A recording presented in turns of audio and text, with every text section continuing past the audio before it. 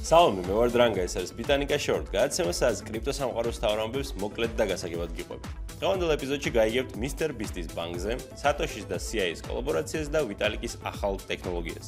ყველაზე ცნობილი იუთუბერი Mr. Beast-ი ახალ საფინანსო ბრენდს ქმნის, Mr. Beast Financial.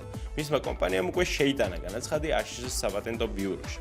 გეგმაშია ბანკინგი, ინვესტიციები და ძირითადად კრიპტო სერვისები. ყველაფერი ერთ პლატფორმაზე. თუ გამოვიდა, ეს იქნება პირველი შემთხვევა, როცა ინფლუენსერი საკუთარ ბანკს თმის. მოკლედ არ გაჩერდა ჯიმი. ცნობილმა ამერიკელმა რადიკალმა მემარჯვენემ კარლსონ ტაკერმა განაცხადა, რომ ბიტკოინის შემქმნელი სატოში ნაკამოტო შესაძლოა CIA-სთან იყოს დაკავშირებული. კარლსონის თქმით, ბიტკოინი შეიძლება ფინანსური ელიტების სკამი იყოს და თავად მხოლოდ ოქროს ენდობა.